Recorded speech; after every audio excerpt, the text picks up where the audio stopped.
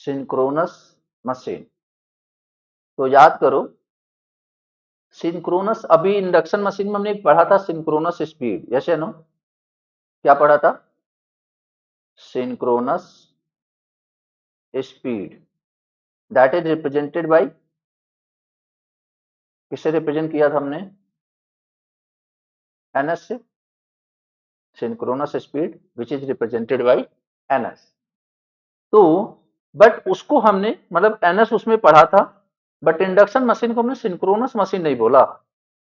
हमने पढ़ा था, भले सिंक्रोनस स्पीड का कॉन्सेप्ट उसमें पढ़ा था, तो बट अच्छा सिंक्रोनस स्पीड वहां पे था क्या? एनएस किसकी स्पीड थी बताना जरा, एनएस किसकी स्पीड थी? याद है? Very good, rotating magnetic field की। एनएस किसकी स्पीड है? रोटर की नहीं है, रोटेटिंग मैग्नेटिक फील्ड है। मतलब जब आप बैलेंस वाइंडिंग में बैलेंस सप्लाई देते हो तो एक रोटेटिंग मैग्नेटिक फील्ड प्रोड्यूस होता है जो कि एनएस स्पीड से रोटेट कर रहा होता है। उसकी मैग्नीट्यूड याद है आप लोग को? रोटेटिंग मैग्नेटिक फील्ड की मैग्नीट्यूड याद है? थ्री फेज के लिए, थ्री फेज के लिए 3/2 पाई एम, याद आया? 3/2 पाई एम, वेरी गुड। तो बेसिकली ए एग्जाम का क्वेश्चन है वैसे तो, ठीक है। तो एक कॉन्सेप्ट हमने पढ़ा था इंडक्शन मशीन में कि एक रोटेटिंग मैग्नेटिक फील्ड होता है, जिसको मैंने विजुअलाइज भी कराया था, वीडियो भी दिखाया था तुम्हें। एक रोटेटिंग मैग्नेटिक फील्ड होता है जिसका स्पीड होता है एनएस, जो कि रोटेट करता है सिंक्रोनस स्पीड से, जो कि रोटेट करता है सिंक्रोनस स्पीड से, और जिसका मैग्नीट्यूड होता है 3/2 फाई एम।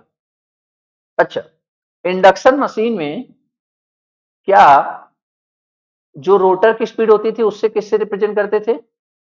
एनआर से, यस या नो? इंडक्शन मशीन में जो रोटर की स्पीड होती है that is represented by NR. तो इंडक्शन मशीन में क्या एनएस इक्वल टू एनआर था? यस या नो? क्या था? नहीं था ना? नहीं था ना ऐसा? NS equal to NR basically नहीं था।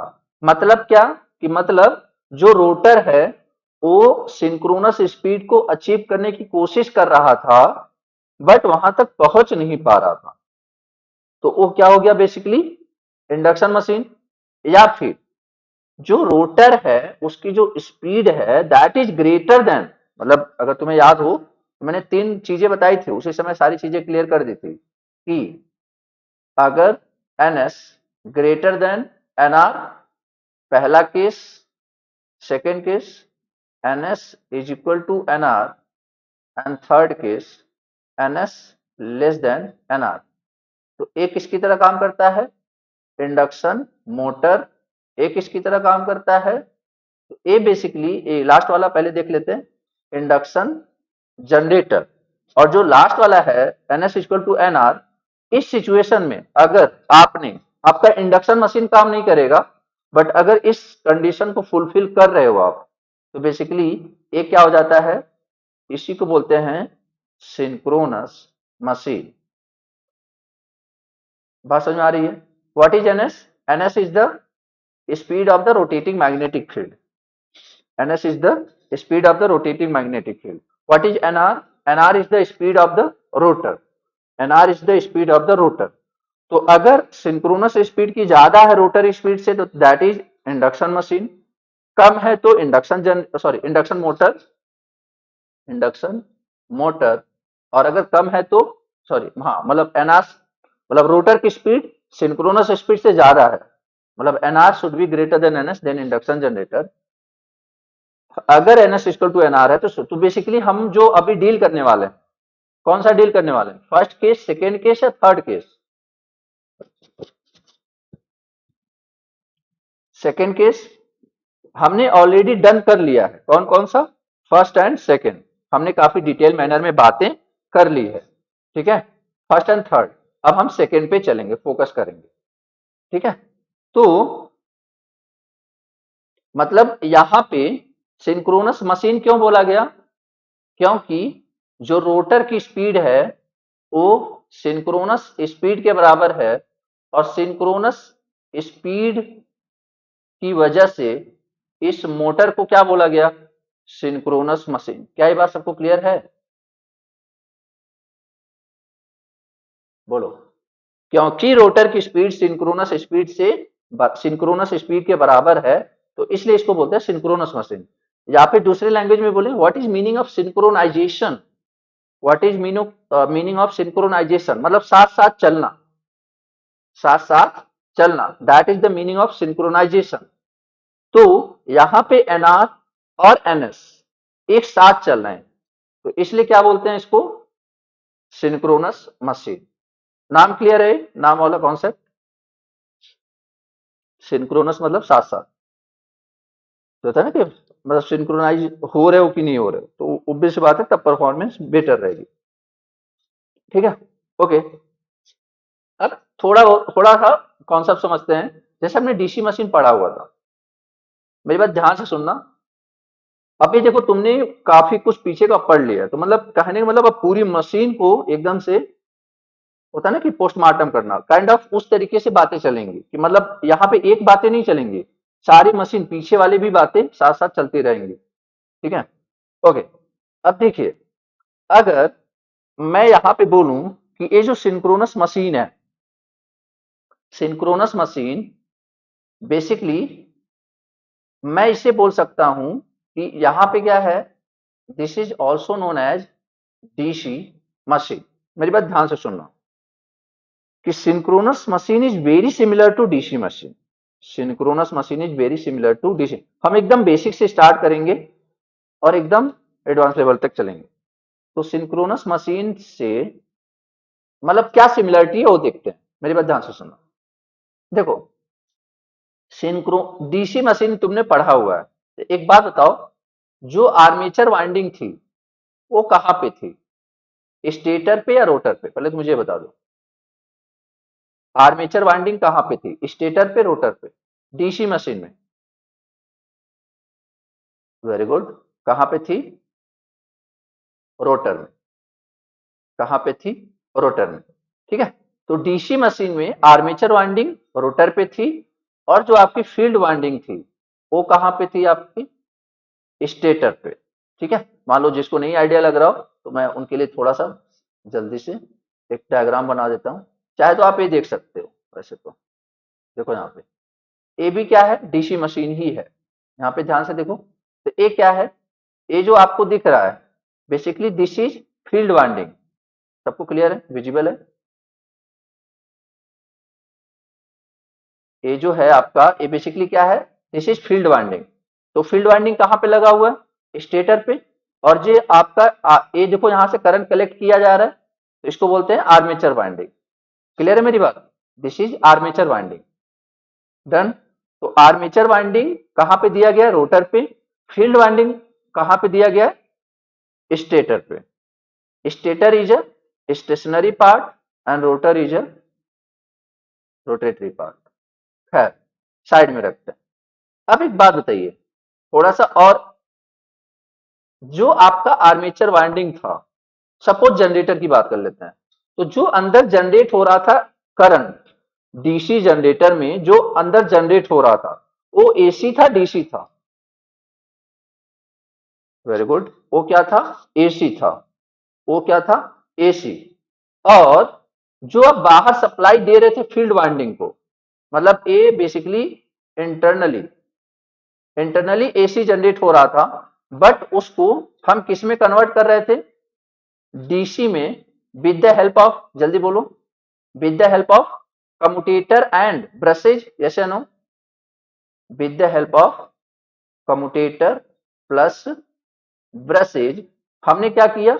एसी को डीसी में कन्वर्ट कर दिया था, क्योंकि हमें क्या चाहिए था? हमें डीसी सप्लाई चाहिए था। अब जो फील्ड वाइंडिंग थी स्टेटर, उस पे तो नो डाउट हमेशा क्या देंगे हम? डीसी सप्लाई देंगे। क्या देंगे? DC supply. तो एक डीसी मशीन का कॉन्सेप्ट सबको क्लियर है जो हमने वहां पे बातें करी थी? यस या नो? यार, जैसे डीसी में भी तो क्या ही था, आपका रोटर, आप रोटेट करा रहे थे, इलेक्ट्रिसिटी प्रोड्यूस कराना था, बट हमें क्या प्रोड्यूस कराना था?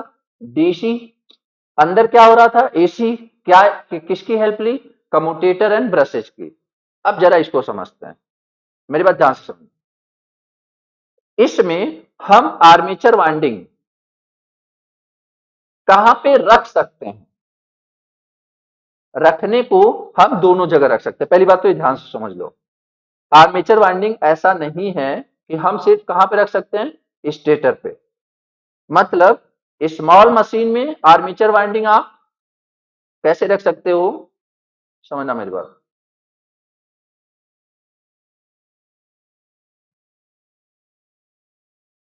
सिंक्रोनस मशीन में भी small machine and suppose this is large machine, ठीक है। तो स्मॉल मशीन में आप जैसे आर्मेचर वाइंडिंग कहां पे रखा था, डीसी मशीन में रोटर पे। थोड़ा सा इसको समझो, कॉन्सेप्ट अच्छे समझ में आ जाएगा। क्या किया हमने, armature winding same, armature winding कहां पे रख दिया, रोटर पे, ठीक है। और फील्ड वाइंडिंग कहां पे रख दिया, स्टेटर पे। क्या ये नहीं चलेगा, चलेगा, ठीक है, ये चलेगा, कोई प्रॉब्लम नहीं आएगी। बट देखो अब समझते हैं जरा, एक बात बताइए, आर्मेचर वाइंडिंग आपने रोटर पे रखा हुआ है, तो इंटरनली क्या प्रोड्यूस होगा, एसी या डीसी, क्या प्रोड्यूस होएगा, एसी, ठीक है। जैसे यार देखो यहाँ पे रोटर पे रखा हुआ था, क्या प्रोड्यूस हो रहा था, एसी। अब हमें डीसी मशीन था तो डीसी चाहिए था। अब ये synchronous machine is AC machine या DC machine, synchronous machine is AC machine या DC machine, basically this is AC machine. जिससे तो आप बताइए, क्या इसमें एसी को एसी में कन्वर्ट करने के लिए हम कम्यूटेटर और ब्रशेज यूज करेंगे क्या, क्या यूज करेंगे वो भी बता दो फिर। क्या यूज करेंगे, स्लिप रिंग। क्या यूज करेंगे, ये सब बातें हो चुकी हैं। क्या यूज करेंगे, स्लिप रिंग। आ रही बात समझ में। और अगर फील्ड वाइंडिंग स्टेटर पे है, तब तो उसके लिए कोई ये तो रोटेटिंग पार्ट है नहीं कि हमें इसके लिए सोचना पड़ेगा। यस या no, no rotating part. Clear है यहां तक, सारी चीजें से रिलेट कर पा रहे हो ना, कोई ऐसे डिस्कशन से बाहर तो नहीं चल रहा। आर्मेचर वाइंडिंग होगी भाई, यहां पे एक चीज, एक लाइन तो देख लो, थोड़ा पेशेंस रख लो। मैंने बोला कर सकते हैं, ठीक है, कर सकते हैं। मतलब ऐसा अगर आप ने सिर्फ यही रटा हुआ है कि large machine armature winding stator पे करेंगे, तो मतलब किसी ने बोल दिया कि क्या पॉसिबल ही नहीं है, तब क्या बोलोगे आप।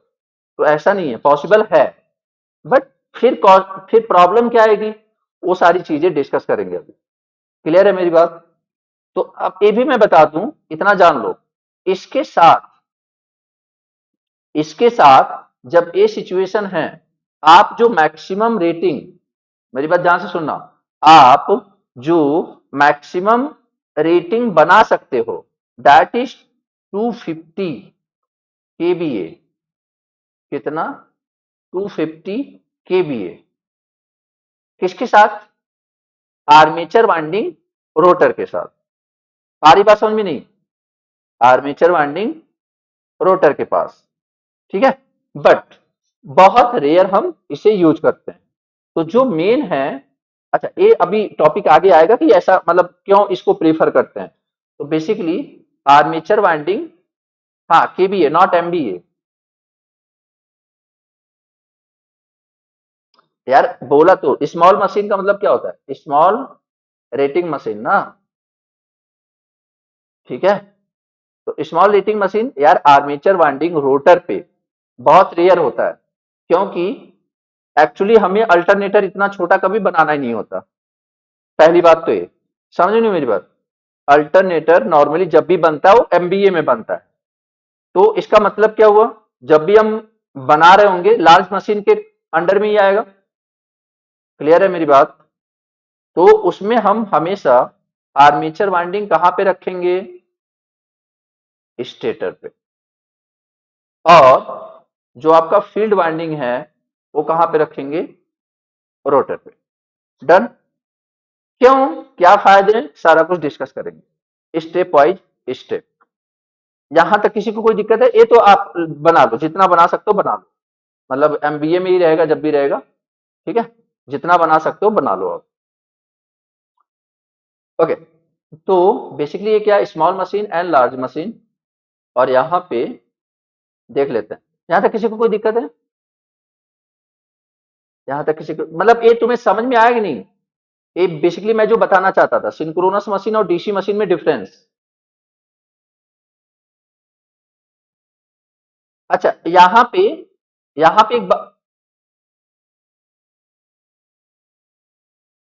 अरे यार क्या हो गया, तबीयत ठीक है तुम्हारी?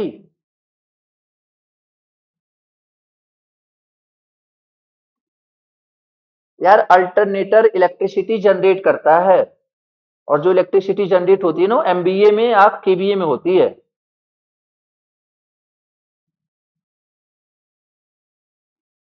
ट्रांसफार्मर और सिंक्रोनस मशीन की रेटिंग हमेशा एमबीए या केवीए में होती है, समझ रहे हो? तो बहकी बहकी बातें मत करो यार पढ़ने के बाद, ठीक है?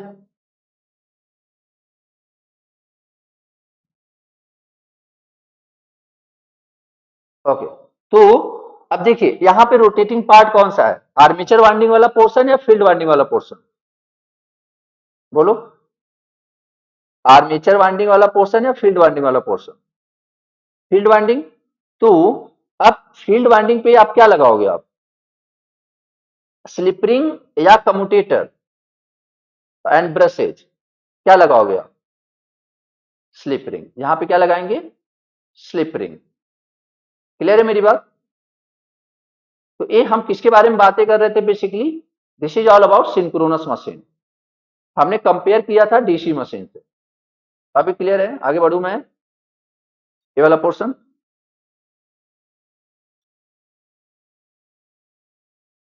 ओके,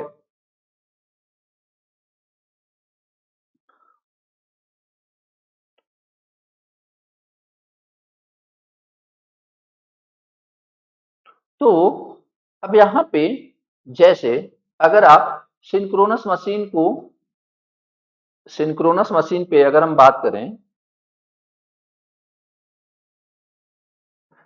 एक बात बताओ, सिंक्रोनस मशीन में दो ऑप्शन आएंगे आपके पास, क्या क्या, या तो सिंक्रोनस अल्टरनेटर या फिर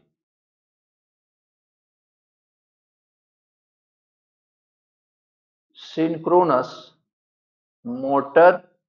एक्चुअली एक और आएगा, तीनों की बातें कर लेते हैं ना, मतलब एक तरीके से हम बोल सकते हैं सिंक्रोनस मशीन कितने टाइप के होते हैं, ठीक है? तो क्या क्या बोल रहा हूं, सिंक्रोनस अल्टरनेटर, ठीक है, सिंक्रोनस मोटर और सिंक्रोनस कंपनसेटर। समझ में आ रही मेरी बात? अगर कोई बोले कि सिंक्रोनस मशीन की एप्लीकेशन क्या क्या है, तो आप क्या बोलोगे, synchronous alt sorry synchronous generator बोल लो, सिंक्रोनस जनरेटर, और सिंक्रोनस जनरेटर को ही क्या बोलते हैं बेसिकली, अल्टरनेटर, ठीक है? सिंक्रोनस जनरेटर को ही क्या बोलते हैं, अल्टरनेटर। ओके, अब यहां पे सिंक्रोनस मोटर में क्या सीन होएगा, देखो इन तीनों में डिफरेंस क्या है पहले वो समझते हैं, फिर उसके बाद एक एक बात करते हैं।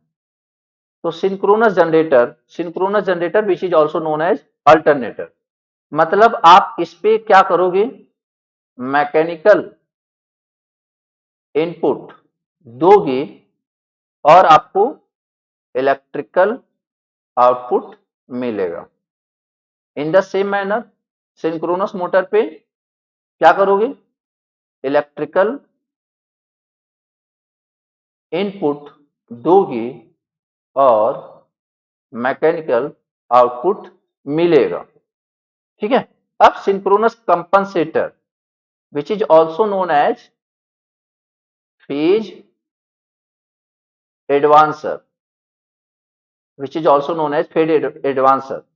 तो ये जो सिंक्रोनस मशीन है which is use also can be use as a compensator, ठीक है, फेज एडवांसर बोलो, कंपनसेटर बोलो। तो यार एक तो सिंपल सा देखो, सिंक्रोनस कंपनसेटर की अगर बात करें तो इसे फेज एडवांसर बोल लो या फिर फेज मॉडिफायर बोल लो। क्या बोल लो? फेज मॉडिफायर, ठीक है। Synchronous generator, synchronous motor, synchronous compensator. तो generator that is alternator, motor that is electrical input दोगे आप, मैकेनिकल आउटपुट मिलेगा। और ये जो है बेसिकली इसमें आप इनपुट क्या दोगे? एनीवन? आप इसमें इनपुट क्या देने वाले हो? सिंक्रोनस कंपनसेटर में आप इनपुट क्या देने वाले हो? इलेक्ट्रिकल। क्या देने वाले हो? इलेक्ट्रिकल। ओके, तो एक बात बताइए, आप इस पे जो सिंक्रोनस कंपनसेटर है इस पे आपका आउटपुट क्या होने वाला है? आउटपुट क्या होने वाला है? एनीवन? नहीं पता? जैसे अल्टरनेटर में तुमने बोला कि अच्छा इलेक्ट्रिकल, ओके, समझो, ये एक ऐसा सिंक्रोनस मोटर है जिसे हम नो लोड पर चलाते हैं। आ रही बात समझ में? मतलब इसका जो शाफ्ट है, इसका जो शाफ्ट है ना, तो वो किससे कनेक्टेड रहेगा? जैसे इसमें अगर मैं बोलूं कि आपका ये शाफ्ट शाफ्ट जो था किससे कनेक्टेड था, तो आप क्या बोलोगे? मैकेनिकल इनपुट से, यस या नो? आपका जो शाफ्ट था किससे कनेक्टेड था? मैकेनिकल इनपुट से। मोटर में जो शाफ्ट है वो किससे कनेक्टेड है? मैकेनिकल आउटपुट से, यस या नो? बट यहाँ पे जो आपका शाफ्ट है सिंक्रोनस कंपनसेटर में, न तो वो मैकेनिकल इनपुट से कनेक्टेड है, न ही आपका मैकेनिकल आउटपुट से कनेक्टेड है। आ रही बात समझ में? मतलब ये किस पे चलाया जा रहा है? बेसिकली ये ऑपरेट किया जा रहा है नो लोड पे। डन? और बेसिकली इसको हम यूज क्यों करते हैं? तो सिंपल सी बात याद रखना, to control reactive power. To control reactive power क्या मतलब इसका? तुम्हारे लैंग्वेज में बोले तो power factor improvement. Power factor improvement, क्योंकि पावर फैक्टर खराब करने के लिए रिस्पॉन्सिबल कौन है? Reactive power. तो अगर आप रिएक्टिव पावर को कंट्रोल कर रहे हो तो बेसिकली आप किसको कंट्रोल कर रहे हो? पावर फैक्टर को, यस या नो? अगर आप रिएक्टिव पावर को कंट्रोल कर रहे हो तो बेसिकली आप किसको कर रहे हो? पावर फैक्टर को कंट्रोल कर रहे हो, ठीक है। इसी में अपन पढ़ेंगे कि एक कैसे ओवर एक्साइटेशन पे एज ए कैपेसिटर काम कर रहा है, अंडर एक्साइटेशन पे एज अ इंडक्टर काम कर रहा है, वो सारी चीजें हम आपस में वहां पे डील करेंगे। पहले बताओ तीनों के तीनों एप्लीकेशन सिंक्रोनस मशीन के तुम्हें समझ में आए या नहीं? पहले बताओ। जनरेटर मैकेनिकल से इलेक्ट्रिकल, मोटर इलेक्ट्रिकल से मैकेनिकल, और ये आपका सिंक्रोनस कंपनसेटर या जो फेज मॉडिफायर है वो क्या करता है? This is use to control reactive power. तीनों का एप्लीकेशन क्लियर है? सिंक्रोनस मशीन के तीन टाइप होंगे।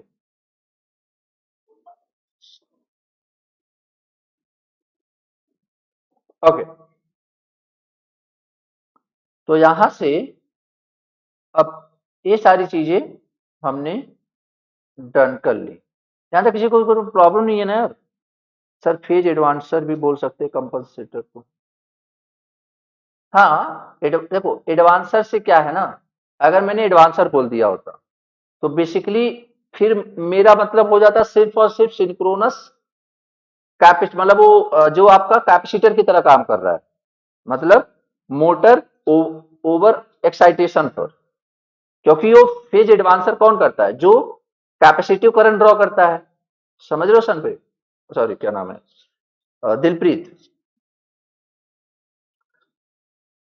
समझ रहे हो? अगर मैंने फेज एडवांसर बोल दिया तो मतलब मैं प्रिसाइज हो गया कि सिंक्रोनस वाला वो कंपनसेटर, वो जो पावर फैक्टर इंप्रूव मतलब लीडिंग पावर फैक्टर, या फिर सिंक्रोनस मोटर जो कि ओवर एक्साइटेशन पे काम कर रहा है, मैं उसी को पर्टिकुलर टारगेट करता हूँ। बट हम देखेंगे synchronous motor as a inductor भी काम करेगा, तो इसलिए मैंने क्या बोल दिया, फेज मॉडिफायर। मतलब अगर इंडक्टिव लोड है तो कैपेसिटिव मोटर की तरह बिहेव करा के उसका पावर फैक्टर इंप्रूव कर देंगे। अगर कैपेसिटिव लोड है तो उसे उस सिंक्रोनस मोटर को इंडक्टिव करके उसका पावर फैक्टर इंप्रूव कर देंगे। इसलिए मैंने बोला फेज मॉडिफायर। ऑब्वियस सी बात है, खराब करने के लिए तो लगाएंगे नहीं, जब भी लगाएंगे अच्छा करने के लिए लगाएंगे। इंडक्टिव हो तो कैपेसिटिव, कैपेसिटिव हो तो इंडक्टिव। फेज एडवांसर बोल सकते हो, बट वो पर्टिकुलर एक को टारगेट करेगा फिर वो। Clear?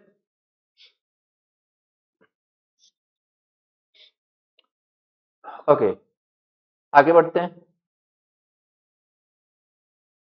Synchronous speed, concept of synchronous speed, ठीक है?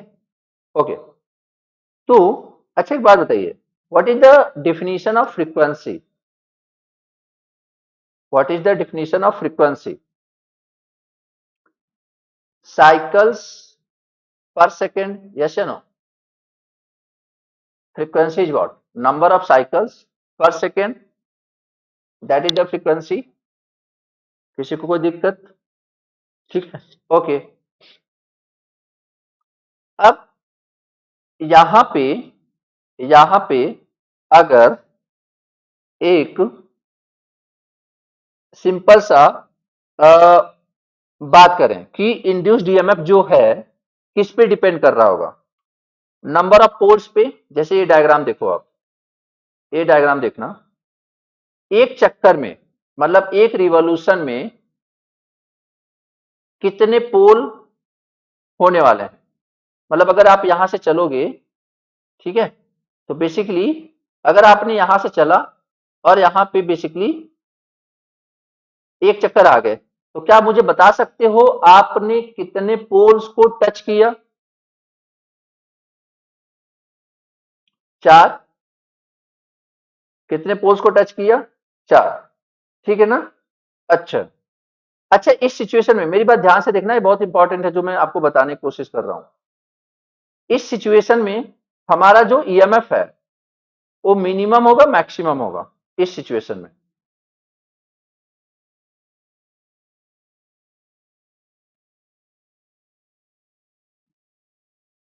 कंडक्टर अगर यहां पे है तो इस कंडक्टर में ईएमएफ मिनिमम है, मैक्सिमम है?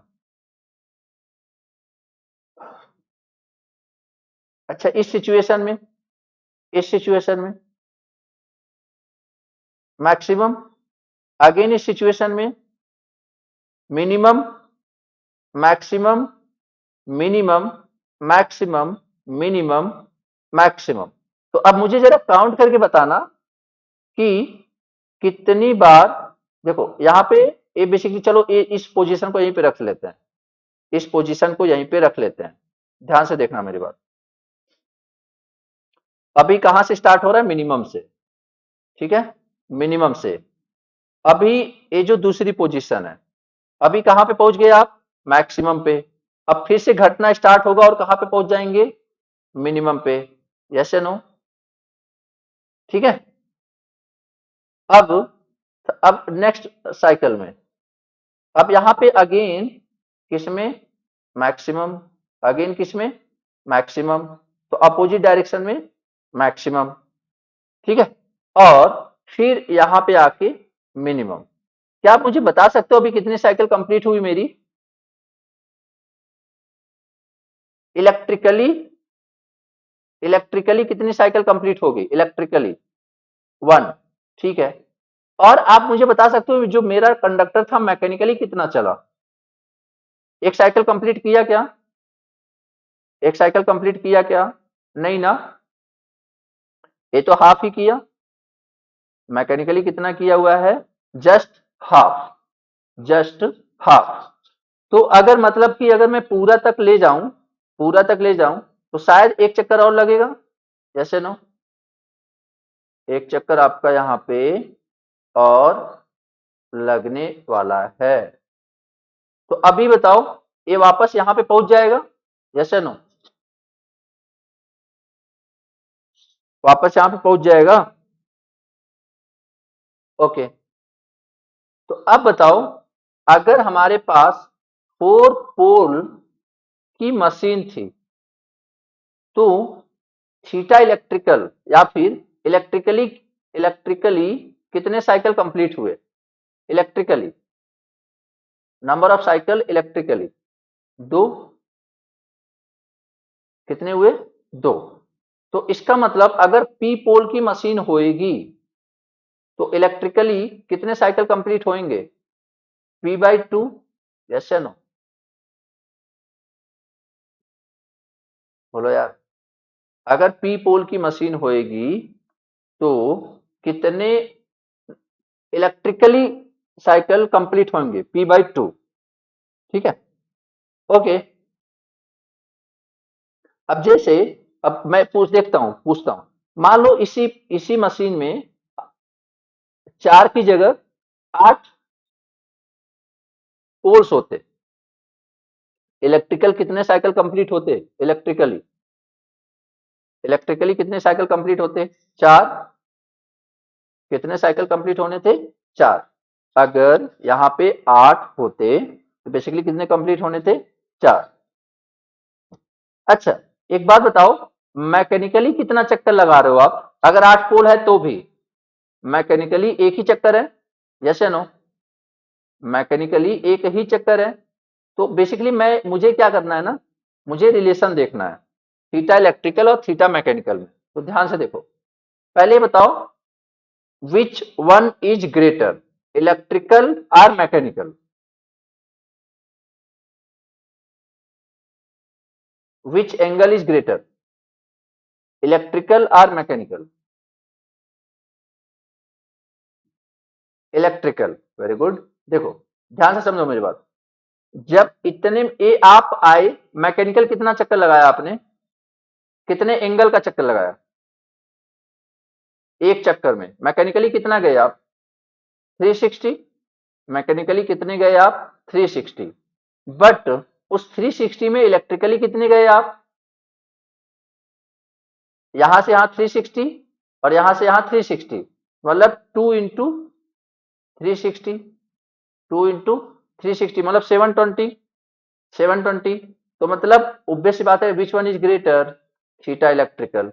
तो theta electrical is equal to P/2 theta mechanical. बहुत इंपॉर्टेंट रिलेशन है, एग्जाम में कई बार पूछा गया। समझ में आया नहीं यार? इसको मतलब समझ में आया नहीं? देखो, इलेक्ट्रिकली मतलब कितने साइकिल कंप्लीट हो रहा है, मैकेनिकली मतलब एक रिवॉल्यूशन लगाने में, एक रिवॉल्यूशन लगाने में। डन।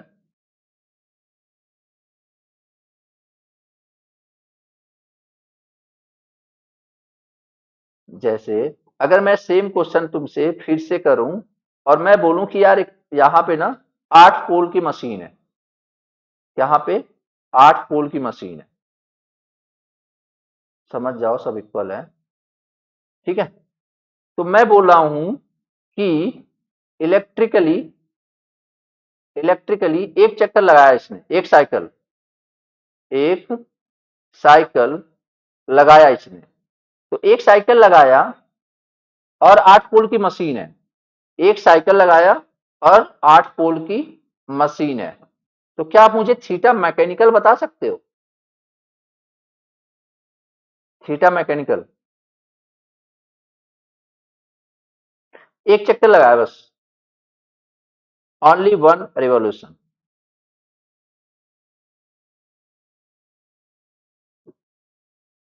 सो गए क्या?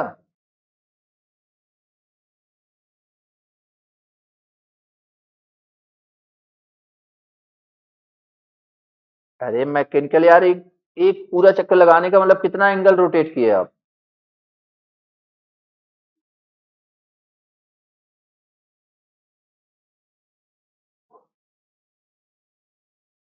360। एक पूरा चक्कर लगाने में कितना किए? 360। मैकेनिकली पूछ रहा हूं। और अगर मैं आपसे पूछूं इलेक्ट्रिकली, तो एक पूरा चक्कर लगाने में कितनी बार मैक्सिमम मिनिमम हुआ होगा?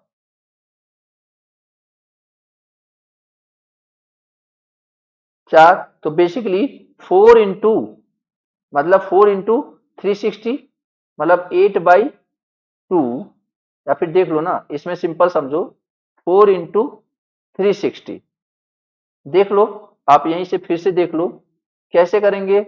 देखो यहां बीच में कहीं मिनिमम आएगा, मिनिमम मैक्सिमम, मिनिमम मैक्सिमम एक साइकिल, मिनिमम मैक्सिमम दो साइकिल, इसी तरीके से मिनिमम मैक्सिमम, मिनिमम मैक्सिमम तीन साइकिल, मिनिमम मैक्सिमम, ये आपका टोटल कितना हो गया? 4 साइकिल। यस या नो? आगे बात समझ में? तो बेसिकली ये थीटा इलेक्ट्रिकल और थीटा मैकेनिकल का कॉन्सेप्ट था। तो मतलब मैं अभी हर बार इतना कुछ तो करूंगा नहीं, तो एक रिलेशन आपको याद रखना है, क्या? Theta electrical is equal to, बोलो, how many times theta mechanical? P/2।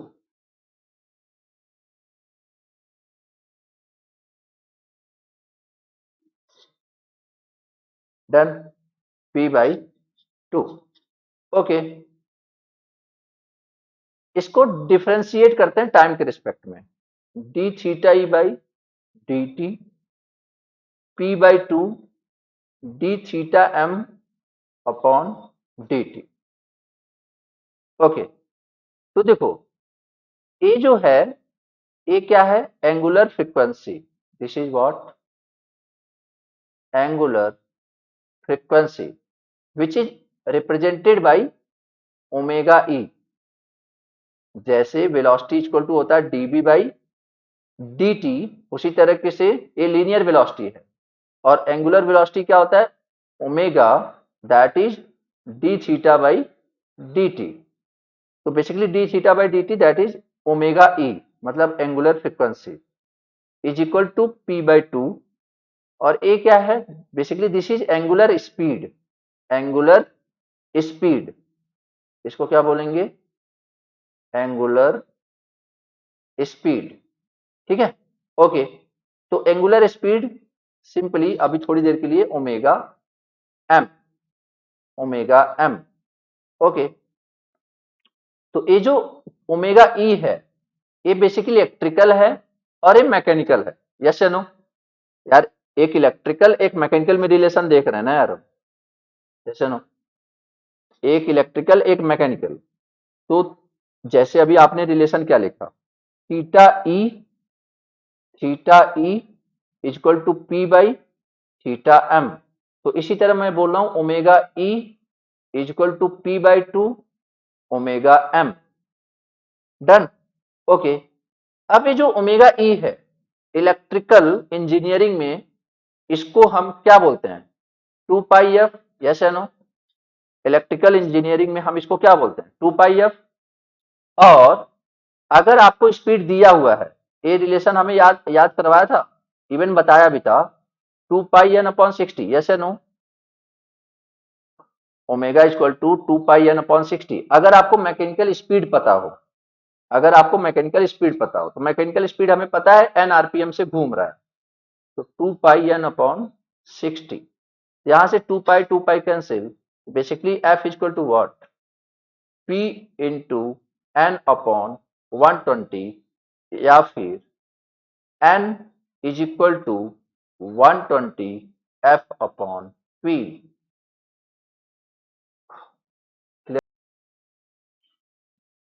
What is n? What is n? Synchronous speed, synchronous speed. ठीक है, तो इसका मतलब क्या हुआ? मेरी बात ध्यान से सुनना। What is a synchronous speed का कॉन्सेप्ट आया कहां से?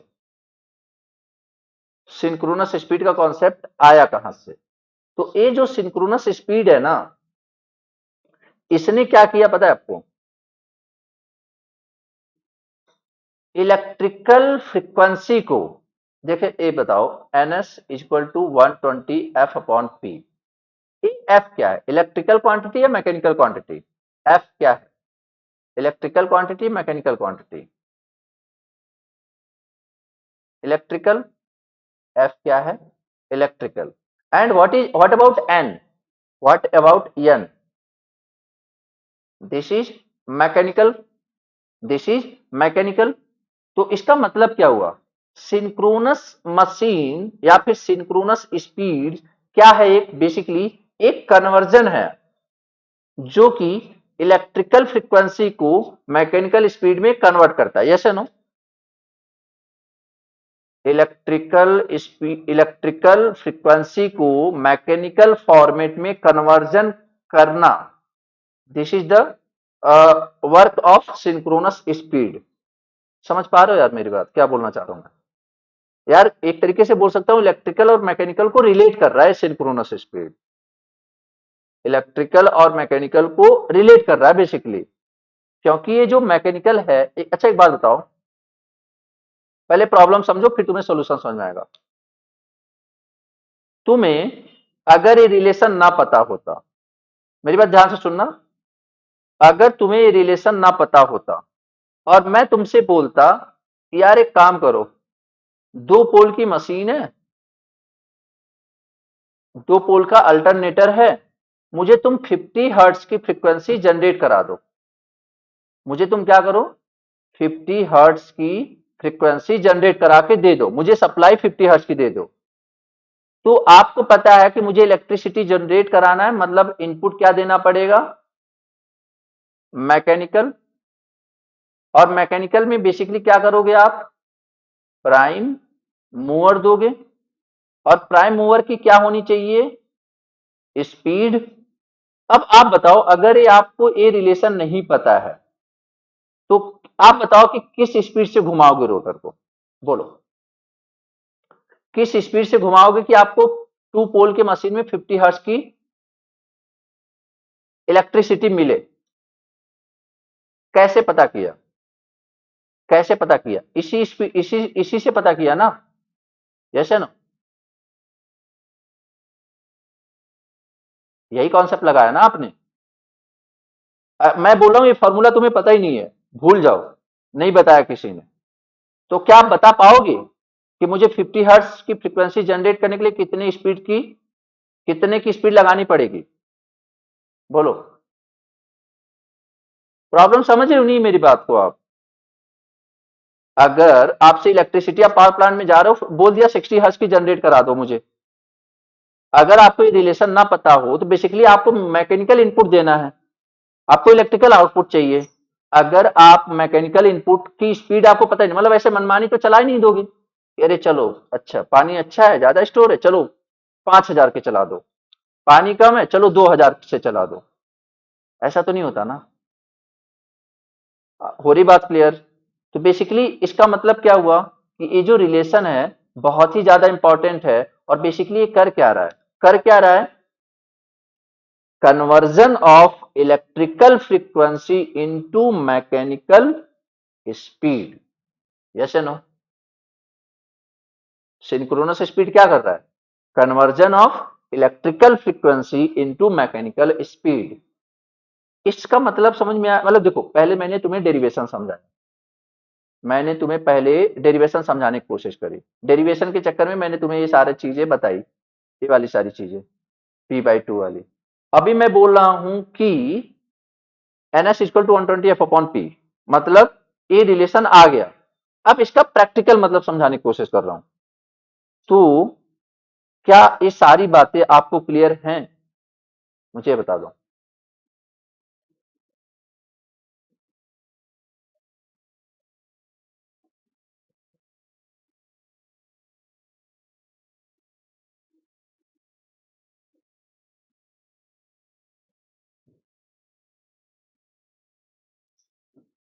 डन।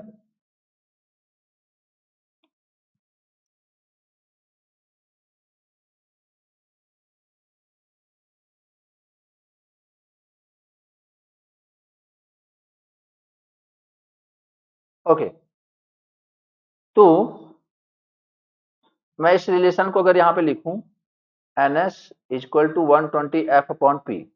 एक बात बताइए, in case of alternator, in case of alternator आपके पास बेसिकली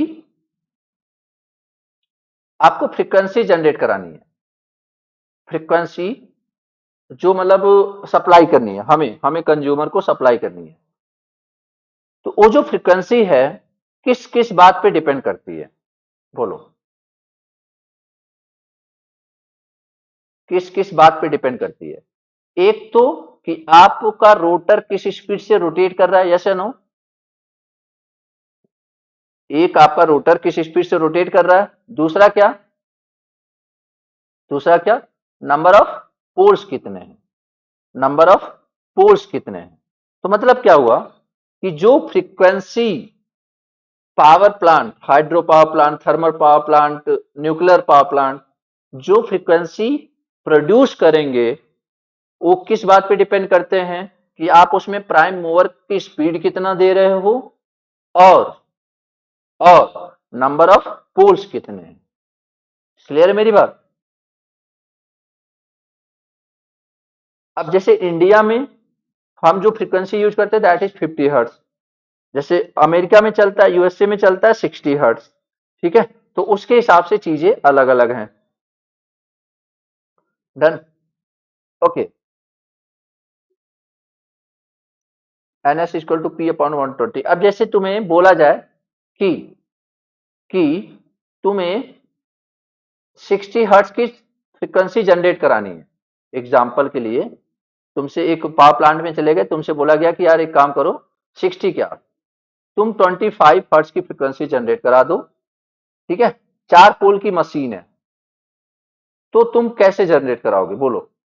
4 पोल की मशीन है, 25 हर्ट्ज की फ्रीक्वेंसी, मतलब जो करंट आप सप्लाई दोगे, जो कंज्यूमर को सप्लाई दोगे वो क्या है, एसी है, एसी है तो कुछ ना कुछ फ्रीक्वेंसी होगी, उसकी फ्रीक्वेंसी कितनी होनी चाहिए, 25 हर्ट्ज। तो आप मुझे बताओ आप क्या करोगे कि 25 हर्ट्ज की फ्रीक्वेंसी जनरेट होगी, बोलो आप क्या करोगे एज ए इंजीनियर?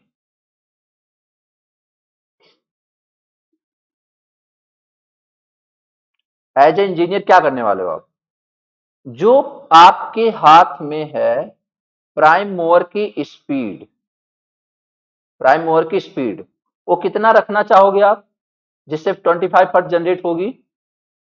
तो F N S equal to 120 f/p, तो 120 × 25 डिवाइड बाई 4, तो बेसिकली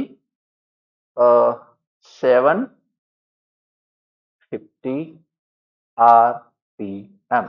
अगर आप रोटर को 750 rpm से चलाने में सफल रहे तो आपकी जो सप्लाई या जो इलेक्ट्रिसिटी प्रोड्यूस होएगी वो कितने की फ्रीक्वेंसी की होएगी, 25 hertz. But condition is that pole must be, pole कितना होना चाहिए, 4 होना चाहिए, नंबर ऑफ पोल्स कितना होना चाहिए, 4 होना चाहिए।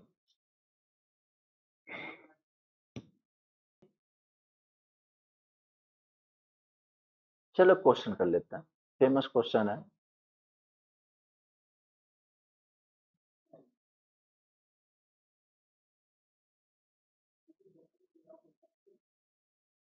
ये दो अल्टरनेटर हैं और दोनों को आपस में क्या किया गया है, कपल किया गया।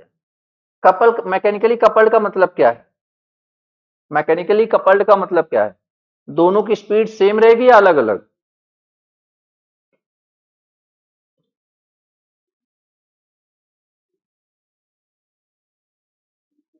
जैसे होता है ना कि एक गाड़ी खराब हो गई, वो टोचन करके ले जाते हैं, तो obvious सी बात है दोनों की स्पीड सेम रहेगी, दैट इज ऑल्सो कपलिंग। अबे नहीं सर जबरदस्ती ब्रेक मार देंगे ऐसे कैसे सेम हो जाएगी, तो मतलब नॉर्मल केस की बात कर रहा हूँ। ठीक है, ओके। तो यहाँ पे यहाँ पे एक कपल किया गया, मैकेनिकली कपल्ड है, इसकी फ्रीक्वेंसी कितनी है, पहले पहले अल्टरनेटर की फ्रीक्वेंसी कितनी है, 50 हर्ट्ज, दूसरे अल्टरनेटर की फ्रीक्वेंसी 60 हर्ट्ज। क्या पॉसिबल है, पहले मुझे बताओ क्या ये पॉसिबल है?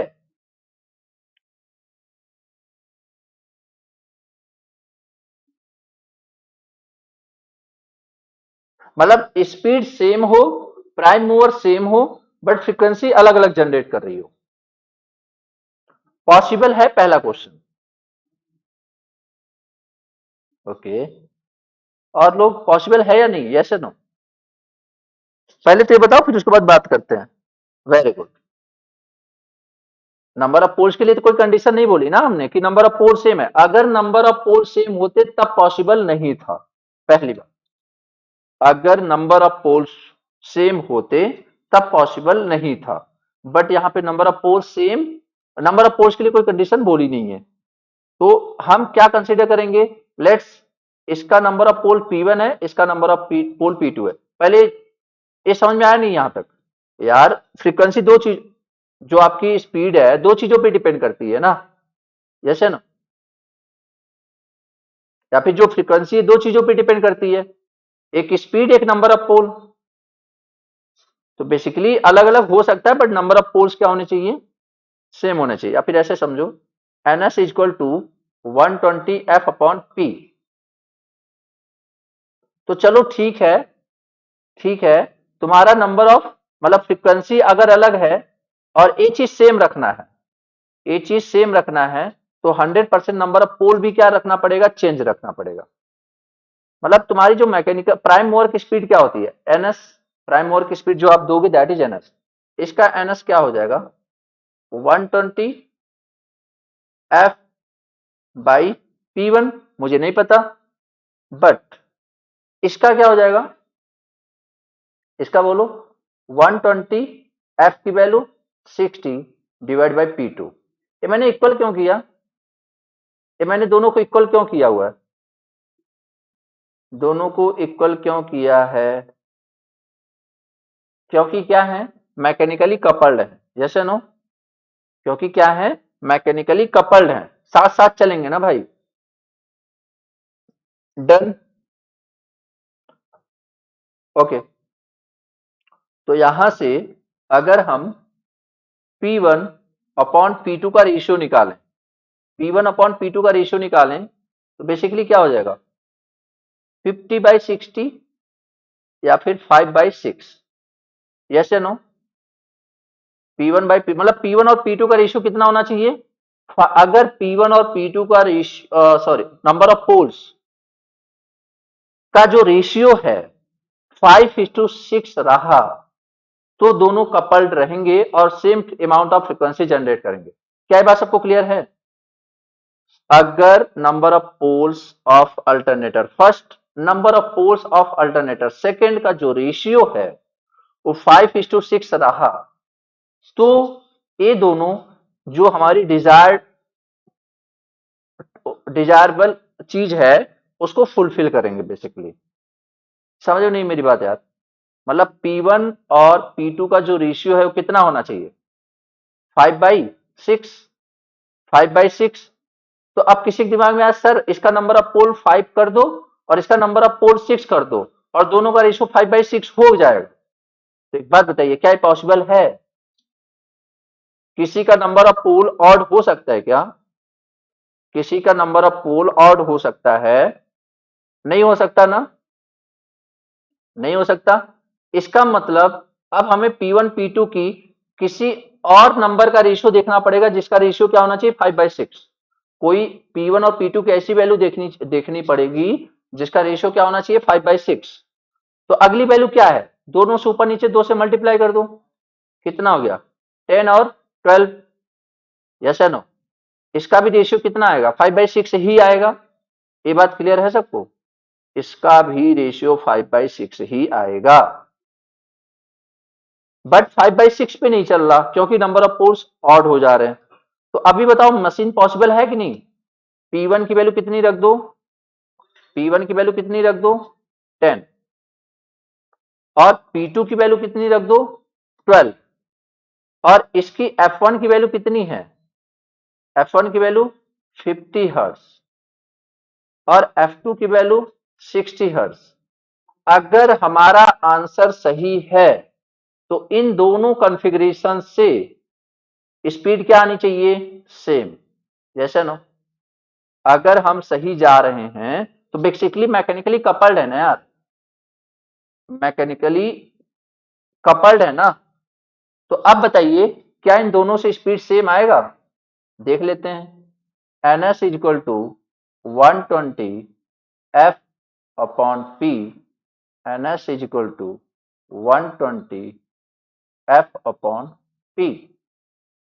ए बेसिकली 5, ए बेसिकली 5, तो एन एस की वैल्यू कितनी होगी 600, इसकी भी 600 और इसकी भी 600, यस या नो।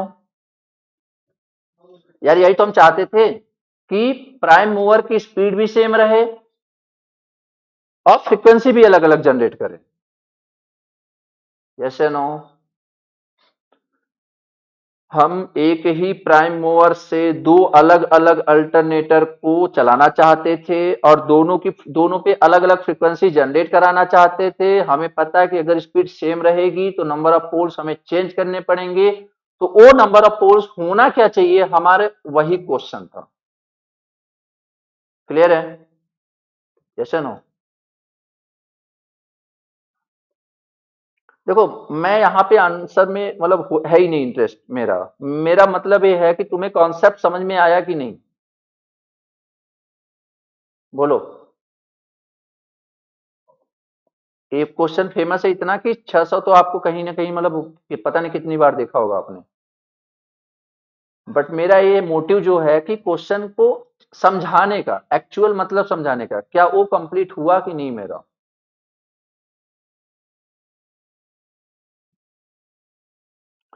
स्टिल किसी को डाउट है तो आप पूछ सकते हैं।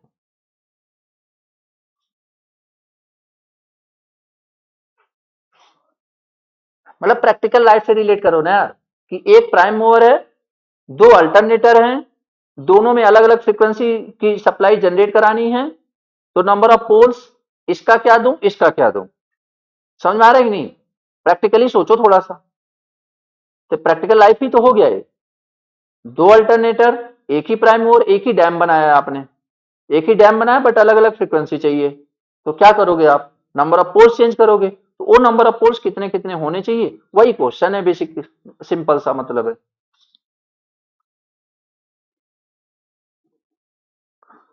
अच्छा एक बात बताइए, अभी तक आपने कितने जनरेटर पढ़े,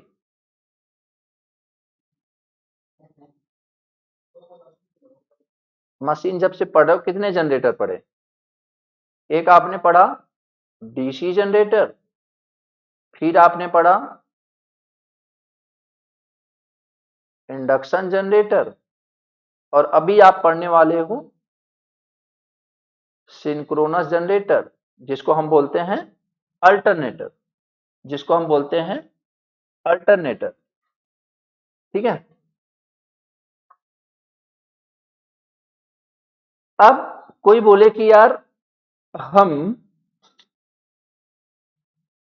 इसमें से पावर जनरेशन के लिए कौन सा यूज करेंगे, तो आप क्या बोलोगे आंसर, ज्यादा पावर जनरेट करने के लिए हम क्या यूज करेंगे, डीसी जनरेटर, इंडक्शन जनरेटर या सिंक्रोनस जनरेटर, पावर जनरेशन के लिए। ऑब्वियस सी बात है सिंक्रोनस जनरेटर। चलो अल्टरनेटर। अब रीजन पे बात करते हैं, क्यों, रीजन बताओ, ऐसी क्या कमी रह गई इनके ऊपर वालों में कि इनको आप इनका बहिष्कार कर रहे हो बेसिकली, बोलो। अच्छी नहीं है जिसमें कि किसकी रिक्वायरमेंट हो, डीसी की, यस या नो। बहुत रेयर एप्लीकेशन है जिसमें हमें डीसी की रिक्वायरमेंट है, पहली बात ये क्लियर है, बहुत रेयर है जिसमें हमें डीसी की रिक्वायरमेंट है। दूसरी बात, लोड चेंज स्पीड कांस्टेंट। दूसरी बात, डीसी जो जनरेट करेगा वो बेसिकली जो मतलब डीसी अगर जनरेट, चलो ठीक है, एक तो ये मतलब डीसी की रिक्वायरमेंट है नहीं बेसिकली। अब आते हैं इंडक्शन जनरेटर पे। इंडक्शन जनरेटर पे एक तो आपकी प्रॉब्लम ये है कि F is equal to what, N S is equal to 120 F upon P, तो basically F is equal to N S into P upon 120। तो जो आपका एनआर है that is variable basically. Rotor की स्पीड क्या करती है, वैरी करती है। क्या करती है, वैरी करती है। तो अगर ये रोटर की स्पीड वैरी कर रही है तो बेसिकली यहां पे जो आपका फ्रीक्वेंसी जनरेट होगा वो भी क्या करेगी, वैरी करेगी। ठीक है, ओके। तो ये तो रीजन। उसके अलावा अब देखो इंडक्शन जनरेटर वो दूसरी वाली प्रॉब्लम की क्या करता है, पावर को, रिएक्टिव पावर अब्जॉर्ब करता है।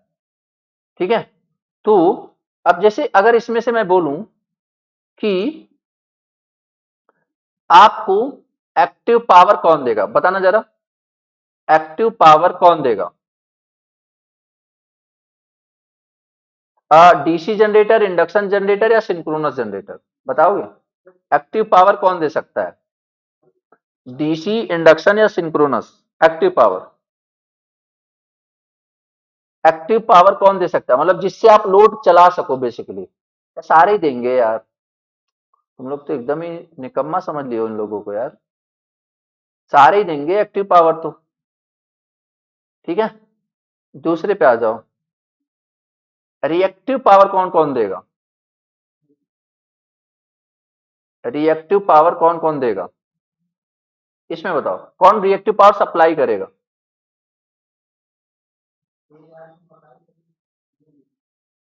बोलो, कौन रिएक्टिव पावर सप्लाई करेगा? Only and only synchronous generator. DC generator में तो कॉन्सेप्ट ही नहीं है रिएक्टिव का, पहली बार। मतलब चलो वो इलेक्ट्रिसिटी प्रोड्यूस हो रही है, दैट इज डीसी ना, दैट इज डीसी। तो वहां पे तो रोटेटिंग मैग्नेटिक फील्ड प्रोड्यूस होएगा ही नहीं, यस नो? जब रोटेटिंग मैग्नेटिक फील्ड प्रोड्यूस होगा तब तो आप बोलोगे ना कि मैग्नेटिक फील्ड है या रिएक्टिव पावर है, वहां पे तो हो नहीं रहा है। समझो नहीं मेरी बात?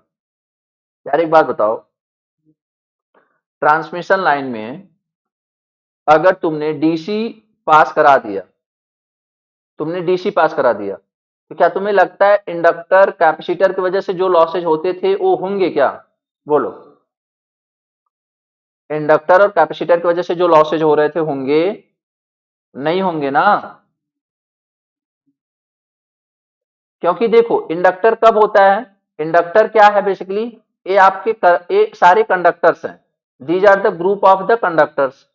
तो जब कोई वेरिएबल मैग्नेटिक फील्ड इस कंडक्टर को कट करेगा तो वेरिएबल करंट कौन है प्रोड्यूस करेगा, डीसी करंट या एसी करंट? वेरिएबल फ्लक्स कौन प्रोड्यूस करेगा, डीसी या एसी? वेरिएबल फ्लक्स कौन प्रोड्यूस करेगा, एसी ना यार, यस नो? वेरिएबल फ्लक्स कौन प्रोड्यूस करेगा, एसी। तो अब जब वेरिएबल फ्लक्स इसको कट करेगा तो बेसिकली यहां पे क्या होएगा, एक इंडक्टेंस का कॉन्सेप्ट आएगा, मतलब एक कॉन्सेप्ट आएगा जो rate of change of current का अपोज करेगा, उसी को बोलते हैं इंडक्टेंस। तो मैं ये बोलना चाह रहा हूं कि अगर आप डीसी सप्लाई दोगे तो क्या आपको लगता है कि कोई इंडक्टर कैपेसिटर का कॉन्सेप्ट आएगा? अगर रिएक्टर इंडक्टर का कॉन्सेप्ट नहीं आएगा तो क्या कोई कंपनसेशन की रिक्वायरमेंट है क्या? नहीं है ना, कैसे नो? या फिर दूसरी लैंग्वेज में समझो, चलो मान लो यहां पे आपने इंडक्शन मशीन लगा दिया, तो इंडक्शन मशीन डीसी पे चलेगा क्या? इंडक्शन मशीन डीसी पे चलेगा क्या? नहीं चलेगा ना। आ रही बात समझ में? तो मतलब क्या हुआ कि रिएक्टिव पावर देखा जाए, हाँ, रिएक्टिव पावर देखा जाए तो सिंक्रोनस जनरेटर प्रोवाइड कर रहा है। अब जैसे तुम्हारा फैन है, तुम्हारा जो एक फैन है या फिर तुम्हारा इंडक्शन मोटर है, इनको सिर्फ क्या एक्टिव पावर ही चाहिए क्या? बोलो, क्या इनको सिर्फ एक्टिव पावर ही चाहिए? जो लोड है आपका, फैन हो गया, इंडक्शन मोटर हो गया, इनको कौन सा पावर चाहिए होता है, active as well as reactive power, yes या नो? समझ रहे हो मेरी बात यार? तो इस कंडीशन को कौन सेटिस्फाई कर रहा, कौन कर रहा बेसिकली, सिंक्रोनस जनरेटर ना, क्योंकि ये एक्टिव भी प्रोवाइड करेगा और रिएक्टिव भी प्रोवाइड करेगा। किसी के मन में कोई डाउट चल रहा हो तो बोल दो यार। ये मैं अपने उस हिसाब से बता रहा हूँ, स्टिल किसी के मन में डाउट चल रहा है तो बताओ।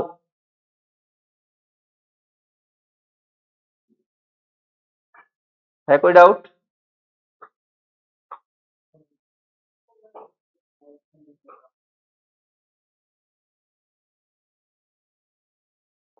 तो बेसिकली मतलब मेरा कंक्लूजन ये है कि induction generator, sorry synchronous generator use करने की एक वजह ये है कि ये जो रिएक्टिव पावर भी और एक्टिव पावर दोनों के दोनों सप्लाई करता है।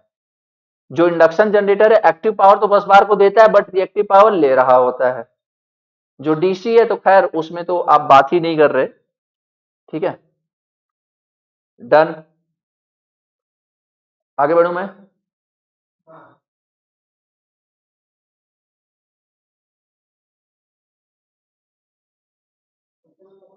तो ये तो चलो एक रीजन हुआ।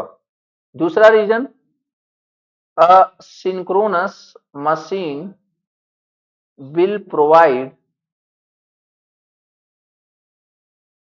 constant frequency. Yes or no? Synchronous machine will provide constant frequency. Synchronous machine will provide constant frequency, क्योंकि एक ही स्पीड से चल रहा होता है। रोटर भी सिंक्रोनस स्पीड से चल रहा होता है, बेसिकली हम चला रहे होते हैं। ठीक है, उसके बाद और क्या है? हम्म, और क्या बोल सकता हूं मैं? यहाँ पे synchronous machine will provide constant frequency. और सिंक्रोनस मशीन की सबसे बड़ी बात पता है क्या तुम्हें? कि सिंक्रोनस मशीन में आप ना पावर फैक्टर कंट्रोल कर सकते हो। पावर फैक्टर कंट्रोल कर सकते हो किसकी हेल्प से? By changing excitation. By changing excitation. ये याद समझ में आ रहा है नहीं वाला पॉइंट? यार जैसे ओवर एक्साइटेशन करते हो तो synchronous motor as a capacitor काम करता है। जब अंडर एक्साइटेशन करोगे synchronous motor as a inductor काम करेगा। तो सिंक्रोनस मशीन से पावर फैक्टर कंट्रोल कर रहे हैं कि नहीं कर रहे अपन? बोलो। सिर्फ किस और किस चीज से? एक्साइटेशन से। सिर्फ किस चीज से? एक्साइटेशन से।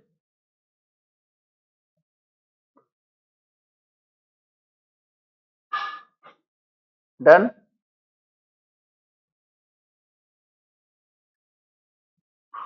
Okay, point number 5, synchronous machine में पावर फैक्टर कंट्रोल कर सकते हो by changing excitation. By changing excitation और प्रोवाइड कांस्टेंट फ्रीक्वेंसी, ये भी हो गया। ठीक है, इतना काफी है। ये सारे पॉइंट्स क्लियर है आप लोग को? आई थिंक इतनी वजह काफी है हमें सिंक्रोनस मशीन को पावर जनरेशन कराने के लिए। जैसे ना,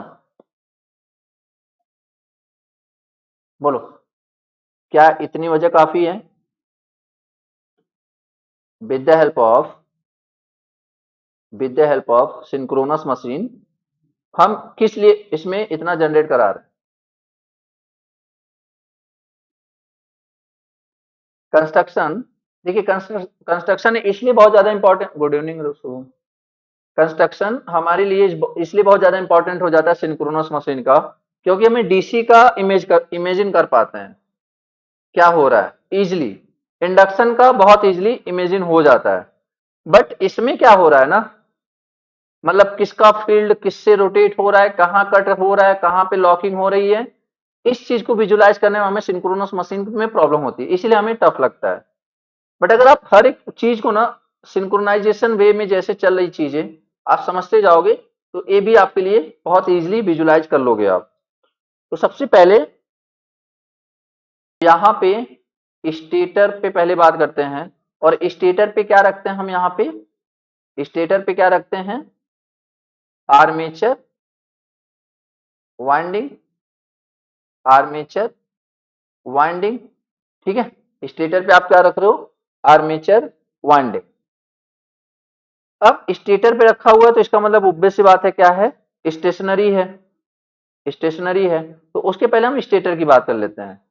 तो ये जो स्टेटर है किसका बना होगा, अच्छा स्टेटर आपका जो है वो वेरिएबल फ्लक्स फील कर रहा है या कांस्टेंट फ्लक्स, स्टेटर आपका कैसा फ्लक्स मैग्नेटिक फील्ड कैसा वो फील कर रहा, वेरिएबल और कांस्टेंट। जैसे डीसी का जो स्टेटर है ना, डीसी का जो स्टेटर है उस पे आपने फील्ड दिया था, तो वो फील्ड वाइंडिंग क्या था, फील्ड में आप डीसी सप्लाई दे रहे थे, तो डीसी सप्लाई में क्या था, कांस्टेंट। बट स्टेटर जब यहां पे बात करेंगे एसी मशीन में, तो एसी मशीन में जो आर्मेचर वाइंडिंग है, स्टेटर में आप क्या करोगे, या तो सप्लाई प्रोड्यूस होगी या तो सप्लाई दोगे, या तो सप्लाई प्रोड्यूस होगी या तो सप्लाई दोगे। तो अगर सप्लाई आप दे रहे हो, काइंड ऑफ एक्सटर्नली आप पावर सप्लाई दे रहे हो, तो बेसिकली क्या होएगा, रोटेटिंग मैग्नेटिक फील्ड प्रोड्यूस होएगा, कहां पे, स्टेटर पे, यस या no, rotating magnetic field produce होएगा। और और मतलब आर्मेचर वाइंडिंग है तो अच्छा, आप जो ईएमएफ जनरेट हो रहा है सिंक्रोनस मशीन में, जो ईएमएफ जनरेट हो रहा है वो कहां पे हो रहा है, मुझे तो पहले बताओ, स्टेटर पे रोटर पे जो ईएमएफ जनरेट हो रहा है, स्टेटर पे या रोटर पे,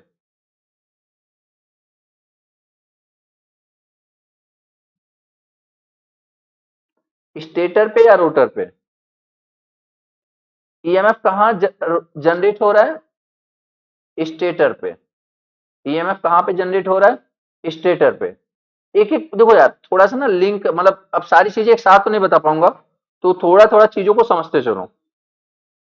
आर्मेचर वाइंडिंग आप कहां पे रख रहे हो, तो आर्मेचर वाइंडिंग में बेसिकली कहां पे जनरेट होएगा, आर्मेचर वाइंडिंग पे ईएमएफ जनरेट हो रहा है, और ईएमएफ कहां पे जनरेट हो रहा है, स्टेटर पे। तो अब बताइए ईएमएफ के लिए दो कंडीशन होती हैं, मैं सारी चीजों को रिलेट कर रहा हूं, समझना मेरी बात।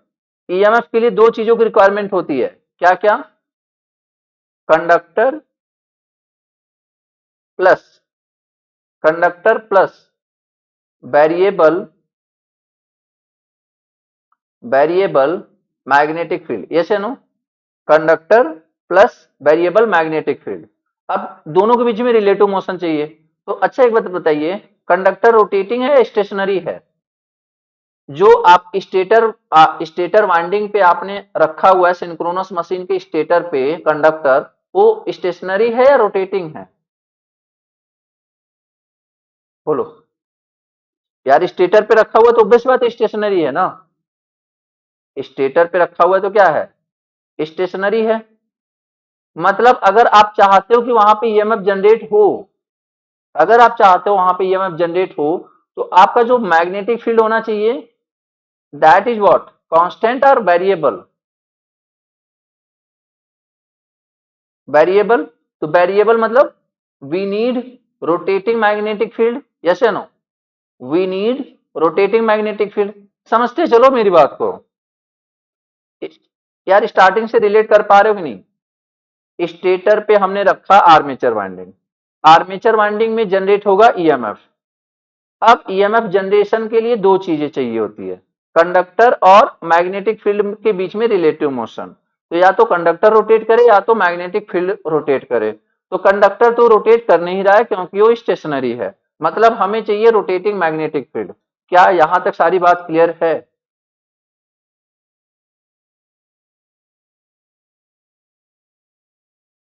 मतलब हमारा टास्क क्या है, हमारा अभी टास्क क्या है, रोटेटिंग मैग्नेटिक फील्ड प्रोड्यूस कराना, यस या no, rotating magnetic field produce कराना।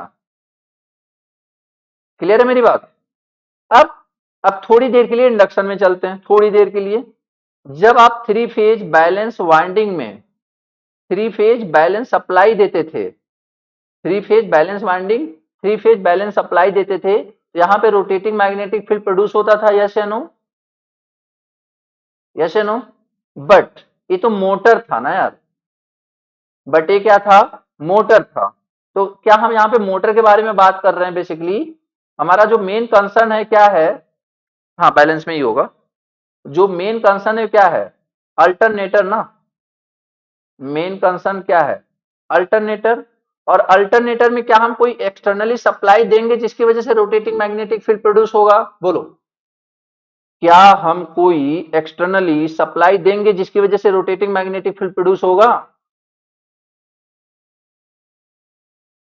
कहां से दोगे यार? एक्सटर्नली इन द सेंस कि स्टेटर के स्टेशनर जो आर्मेचर वाइंडिंग है उसमें बोल रहा हूं मैं, आर्मेचर वाइंडिंग में। यार अल्टरनेटर से तो आर्मेचर वाइंडिंग से करंट हमें लेना है ना बेसिकली, अल्टरनेटर के आर्मेचर वाइंडिंग से करंट हमें क्या करना है, लेना है। ठीक है, तो कहने का मतलब यहां पे अब आप स्टेशनरी, जैसे आप जैसे इंडक्शन मशीन में आप बैलेंस फेज से बैलेंस सप्लाई देके एसी, वहां पे आप क्या देते थे, एसी देते थे, तब जाके रोटेटिंग मैग्नेटिक फील्ड प्रोड्यूस होता था, जैसे नो, वहां पे एसी देते थे तब जाके रोटेटिंग मैग्नेटिक फील्ड प्रोड्यूस होता था। तो यहाँ पे तो एसी जनरेट कराना है ना, देना थोड़ी ना। यहाँ पे एसी जनरेट कराना है, देना नहीं है। अच्छा, डीसी एक्साइटेशन देखो, अभी जो रोटेटिंग मैग्नेटिक फील्ड है ये क्या है, अल्टरनेटर। ये क्या है, अल्टरनेटर। तो अब आपको चाहिए कि रोटेटिंग मैग्नेटिक फील्ड प्रोड्यूस कराना है, तो इसको आप सप्लाई से करा नहीं सकते। तो अब रोटेटिंग मैग्नेटिक फील्ड प्रोड्यूस कराने के दो तरीके हैं। रोटेटिंग मैग्नेटिक फील्ड प्रोड्यूस कराने के दो तरीके, क्या, या तो थ्री फेज बैलेंस वाइंडिंग में थ्री फेज बैलेंस सप्लाई दे दो, लाइक इंडक्शन मोटर। ठीक है, बट वो बेसिकली बहुत कॉम्प्लिकेटेड हो जाने वाला है, समझ रहे हो? तो या दूसरा तरीका क्या है, आप कोई मैग्नेटिक फील्ड का सोर्स लो और उससे क्या कर लो, रोटेट कर लो, जैसे नो, एक ऐसा कोई सोर्स लो जो जो मैग्नेटिक फील्ड प्रोड्यूस करे और उसको क्या करो, रोटेट करा दो। तो रोटेटिंग मैग्नेटिक फील्ड हुआ या नहीं हुआ? एक मैग्नेटिक फील्ड का सोर्स लो और उसे घुमा दो बेसिकली, तो उससे क्या हुआ, रोटेटिंग मैग्नेटिक फील्ड प्रोड्यूस हो गया, done, rotating magnetic field produce हो गया। तो अब यही काम हमें बेसिकली किसमें करना है, अब यही काम बेसिकली किसमें करना है, रोटर में। कहां पे करना है हमने, रोटर में। देखते हैं,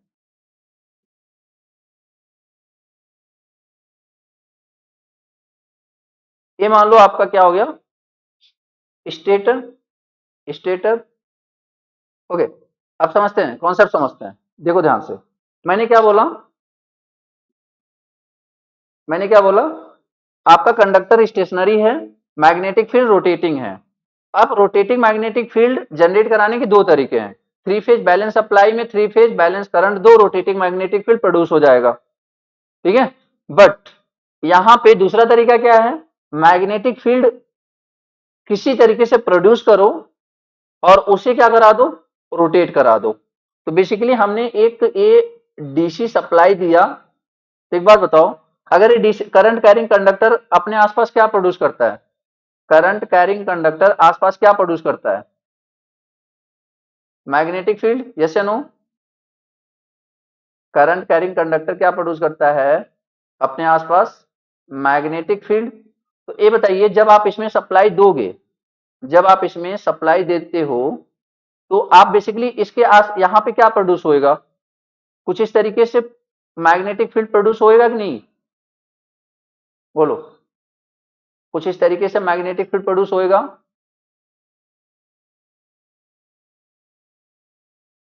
क्लियर है मेरी बात? तो ये अभी अभी अच्छा, अभी रोटेट नहीं किया मैंने, तो ये जो पोल्स हैं मैग्नेटिक फील्ड हैं वो स्टेशनरी है, रोटेटिंग है, अभी घुमाया नहीं है मैंने, अभी मैंने घुमाया नहीं है इसको, स्टेशनरी है, रोटेटिंग है। Suppose this is north pole and this is south pole, this is north pole and this is south pole.